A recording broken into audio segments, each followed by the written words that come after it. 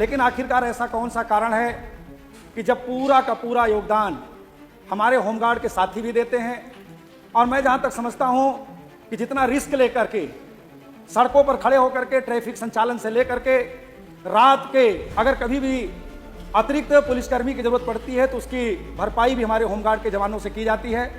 तो मैं समझता हूं कि उनका हक बनता है। सदन में होमगार्ड के मुद्दे पर लगातार बवाल जारी है।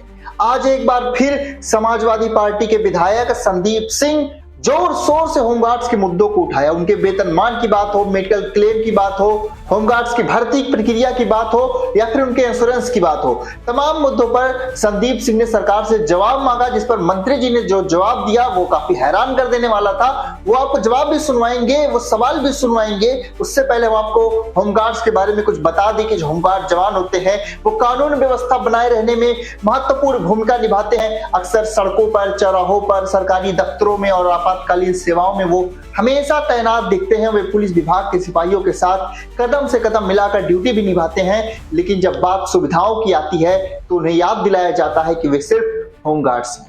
होमगार्ड जवानों की ड्यूटी का नियम भले ही 8 घंटे का हो, लेकिन वास्तविकता इससे काफी अलग है। कई बार उन्हें 10 से 12 घंटे की ड्यूटी भी करनी पड़ती है बिना किसी अतिरिक्त भत्ते के। चाहे बारिश हो, आंधी तूफान हो या कोई आपदा हो, वे हर हाल में अपनी ड्यूटी निभाते हैं। संकट के समय ये जवान देवदूतों की तरह आम जनता की रक्षा में लगे रहते हैं, लेकिन इनके अपने जीवन में कई परेशानियां बनी रहती हैं। होमगार्ड जवानों की सेवा शर्तें अनिश्चितता से भरी हुई हैं। अब आइए आपको सुनवाते हैं कि आखिर विधानसभा में इनके मुद्दे पर जो सपा विधायक संदीप सिंह ने मुद्दा उठाया उस पर मंत्री जी ने क्या जवाब दिया है, जरूर सुने। धन्यवाद श्री संदीप सिंह। अगला प्रश्न। मैंने होमगार्ड्स में तैनात जवानों को जो लगातार पूर्णकालिक सेवा देते हैं, अपना पूरा योगदान हमारे सरकार को, प्रदेश को देने का काम करते हैं, उनके लिए मैंने माननीय मंत्री जी से कुछ जानने का प्रयास किया था कि जिस तरह से हमारे पुलिस के साथियों को न्यूनतम वेतनमान जो 28,000 से शुरू होकर 60,000 तक है, क्या माननीय मंत्री जी उन होमगार्ड्स के जवानों की पूर्णकालिक सेवा को देखते हुए उनके वेतनमान पर विचार करने का प्रयास करेंगे?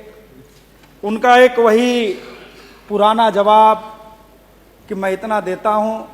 मैं समझता हूं इससे पूरा प्रदेश, पूरे होमगार्ड के जवान भी परिचित हैं कि हमें कितना पैसा मिलता है। लेकिन आखिरकार ऐसा कौन सा कारण है कि जब पूरा का पूरा योगदान हमारे होमगार्ड के साथी भी देते हैं, और मैं जहां तक समझता हूं कि जितना रिस्क लेकर के सड़कों पर खड़े होकर के ट्रैफिक संचालन से लेकर के रात के अगर कभी भी अतिरिक्त पुलिसकर्मी की जरूरत पड़ती है तो उसकी भरपाई भी हमारे होमगार्ड के जवानों से की जाती है। तो मैं समझता हूं कि उनका हक बनता है कि कम से कम उनके वेतनमान, जो मिनिमम वेतनमान पुलिस का है, उस पर विचार करना चाहिए। लेकिन उसमें माननीय मंत्री जी का जवाब आया है कि हम 18,000 रुपया उनको देते हैं 30 दिन का। तो मैं माननीय न उनको कोई मेडिकल क्लेम मिलता है, और इंश्योरेंस के भी क्षेत्र में, जबकि अगर कभी ट्रैफिक चौराहे पर मैनेजमेंट करना होता है तो शायद सबसे पहले गाड़ियों को हाथ देने का काम, रोकने का काम, मैनेजमेंट करने का काम हमारे होमगार्ड के साथी ही करते हैं। तो मैं समझता हूं कि इंश्योरेंस में भी उन पर निश्चित रूप से विचार करना चाहिए। उनको 2 लाख रुपया और हमारे पुलिस के साथियों को 25 लाख रुपया मिलता है।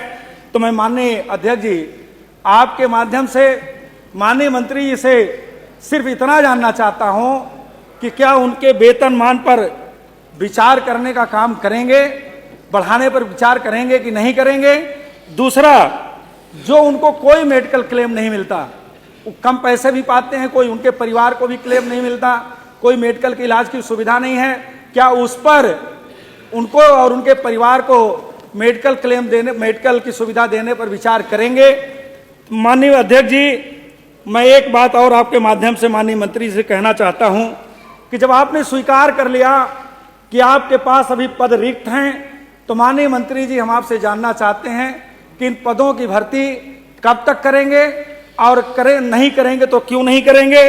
और बस एक अंतिम सवाल करते हुए माननीय अध्यक्ष जी, कि इनके जो इंश्योरेंस जो इनके सम्मान से जुड़ा हुआ सबसे बड़ा है प्रश्न है माननीय अध्यक्ष जी, मैं जिस तरह से वो लगातार निरंतर 24 घंटे सेवा देते हैं, उनके इन तमाम समस्याओं पर सरकार विचार करेगी कि नहीं करेगी, और करेगी तो कब तक? माननीय अध्यक्ष जी। माननीय मंत्री जी। माननीय अध्यक्ष महोदय, होमगार्ड स्वयंसेवक का पद पूर्णतः अवैतनिक है और स्वयंसेवी है। जितने दिन ड्यूटी करते हैं उनका दैनिक भत्ता दिया जाता है।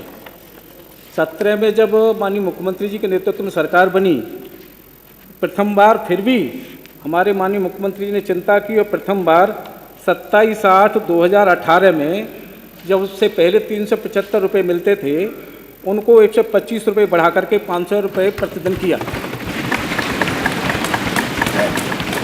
दूसरे ही एक साल के अंदर दोबारा 23/9/2019 को पुलिस कार्मिक के मूल वेतन 18,000 के आधार पर माननीय मुख्यमंत्री जी ने 500 रुपये में 600 रुपये, 100 रुपये और बढ़ाकर 600 रुपये प्रदान किया। इसके साथ साथ राज्य सरकार द्वारा अनुमन्य महंगाई भत्ता भी जोड़कर अनुमन्य किया गया है। वर्तमान में 53% महंगाई भत्ता जोड़ते हुए 918 रुपये प्रतिदिन हमारे होमगार्ड जवानों को मिल रही है। भर्ती की अगर बात आती है तो मैंने पहले भी अभी सदन में कहा था, यथा आवश्यक हम कार्रवाई प्रचलन में है हमारी। और बात आती है हमारे होमगार्ड के जवानों को, पहले की अगर हम बात करें तो 3 लाख रुपए बीमा की राशि दी जाती थी, और उसमें माननीय मुख्यमंत्री जी ने अगर कोई दुर्घटना होती थी तब 3 लाख रुपए की बीमा राशि दी जाती थी।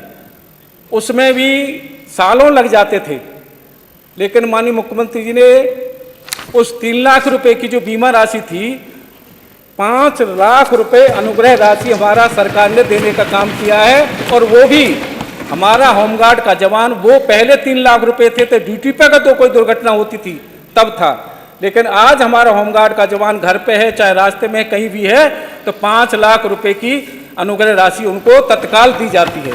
और उनके घर में अगर कोई व्यक्ति पात्र होता है तो उसे नौकरी भी दी जाती है।